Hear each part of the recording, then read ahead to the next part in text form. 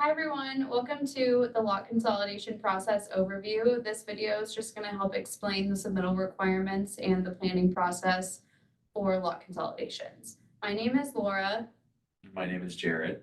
And if you have any questions, feel free to reach out to your assigned planner and they can help clarify anything in the video. The purpose of a lot consolidation is to allow for the consolidation of reconfigurations of lot lines or lot consolidations in recorded subdivisions, planned unit developments, minor residential developments, minor land divisions, conservation developments, rural land plans, planned land divisions, as well as recorded and unrecorded exemption plats. And just a reminder that a lot consolidation is a form of an amended plat. So there's two different pathways that you can take to get approved in this process. There's the director approved route and a board approved route. If you require an easement vacation, an appeal to the land use code in your application, or receive significant neighborhood opposition in your request, you would likely go to the board approved route. Otherwise, I would aim for the director approved route. Okay, so this slide just explains our process overview. Right now you're at step number 1, which is the pre-application conference. After that, you'll be eligible to submit and get all of your materials together. Once you submit them to our CERT team, it'll be assigned to a planner who will make sure that everything is good to go with your application. They'll send it out for comments to some of our referral agencies like health, code compliance, engineering, and those agencies will give you comments on your project to make sure that everything you're doing meets their standards. During this time, we also send out a neighborhood postcard to all of your neighbors within 500 feet. We typically don't receive any neighborhood opposition to lot consolidations, but just wanted to make you aware that we would be sending that postcard out. And then if you're going the director approved route, you would just the decision would be made by our director and we'd have you record some final documents. If you're elevated to a board approved process, then we would schedule you and notice the public hearing. And that's every other Monday, typically at 3 p.m. We have those Board of County Commissioner hearings, and then the decision would be made at the hearing. So here's some additional review criteria for the director and board approved pathways for the lot consolidation. I'll let you review these on your own. However, you'll want to keep in mind that criteria A through E will need to be met, and there would be additional criteria in the circumstance you are pursuing an easement vacation. And this goes over the easement vacation or right-of-way vacation, should you pursue one of those options. If you are pursuing a right-of-way vacation, just let your planner know because we would require an additional process for that. But if you are doing an easement vacation with the lot consolidation, you'll just want to make sure that you're meeting this review criteria and you're mentioning it in your project description. So we'll now move into the bulk of the submittal materials that we have for this application, the first of which is the application form. This is going to ask for things like your name, any applicable company. If you're working as a third party or with a third party, you'll want to mention their information in there as well.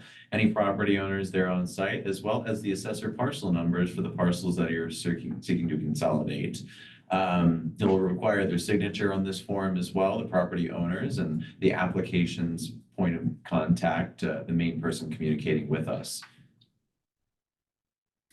Second is the application fee for the standard director approval lot consolidation. It's $327. If it needs to be elevated to a board approved, it's $797. And then an appeal to a code standard is an additional $267 should you need that. And your planner will let you know what this exact fee is. They'll have it listed on your submittal packet. And just keep in mind that our fees are subject to change July 1st of each year. Next up is the project description requirement. This is a written narrative that we're looking for that helps to describe some of the summary of what your proposal is, any existing structures that you may have on site, and any other information that you might deem relevant to us that you want to be transparent in the process with. This is where that review criteria that we had mentioned before would come into play.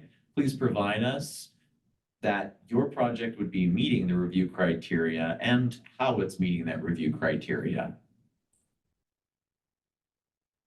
And then next we have the utility check sheet. You're going to send out this check sheet along with your project description to any applicable utility providers that service your property. This is just letting them know that you're combining two parcels together. And if they have any issues with this or any easements on your property, they'll probably note that here, but we just would like you to send this off, and get their signatures. You can use multiple sheets, so you're not waiting for one to come back. And if you have any questions, or need clarification, just ask your planner. In the event that you need an easement vacation, an easement description requirement will also be noted on your application form. This will provide us easement width and some of the relevant information that would describe that easement to us. That way we know what we would be vacating in the process. Then number 7 is the ownership and encumbrance report. You can get this from any title company. It doesn't have to be the one that you've worked with previously. This is usually a 1 to 2 page report. It'll just list off who the property owners are of each parcel that you're consolidating. We just use this to check that ownership is consistent with the application form and see if you have any liens on the property.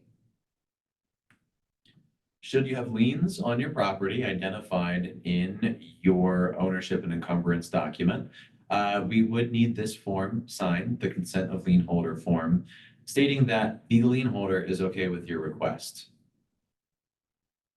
Next up is the submittal checklist and the pre-application form.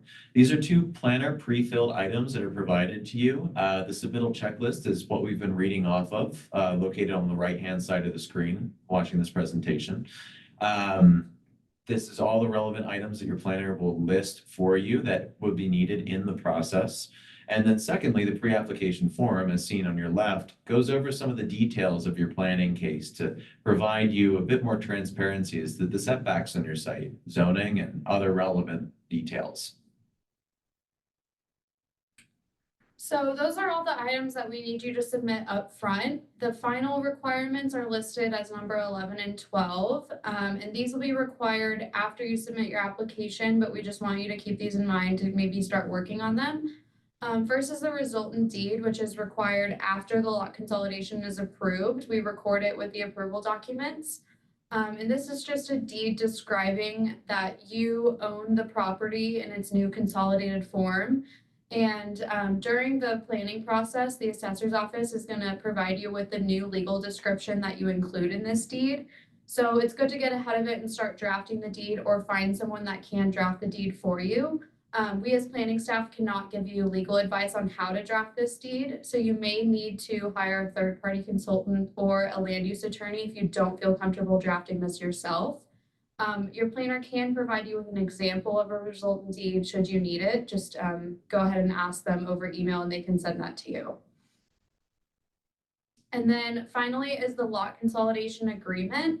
Essentially, all you're going to be doing on this form is signing it and getting it notarized, but we do need you to submit this with wet signatures when we're at the final stage, ready for recording.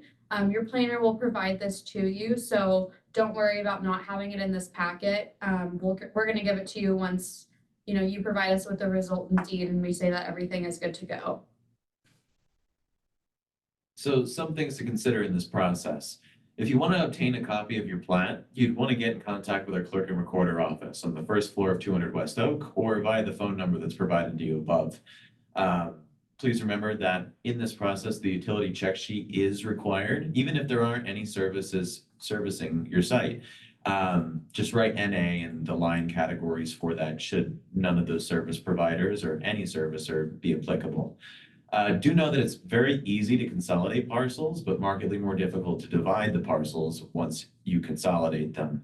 And if you go through the process, you'd be required to go through a subdivision process to separate them again, should you want to do that. Keep in mind that some consolidated lots may actually not be eligible for subdivision once they've been consolidated. And subdivision processes take a while. They can take more than a year to complete and would be subject to additional planning fees in the process.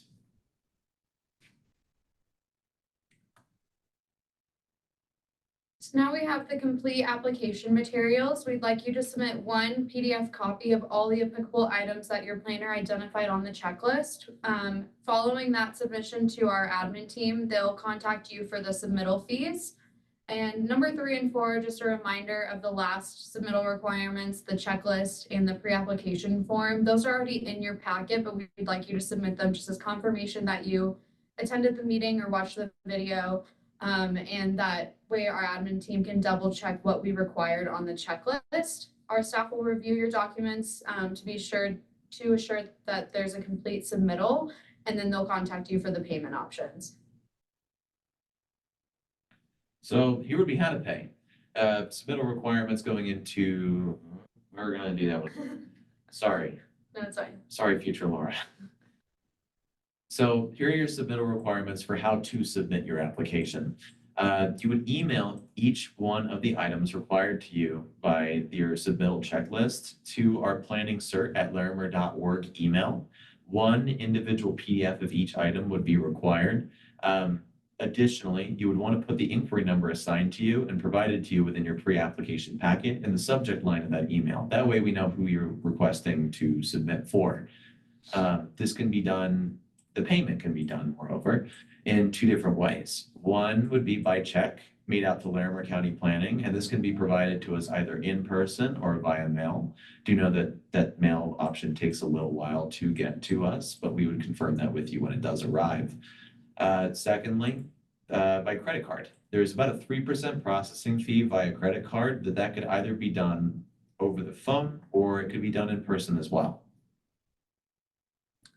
That looks like it's the end of our presentation. If you have any questions, feel free to reach out to your assigned planner and they can clarify anything. But yeah, we look forward to working with you.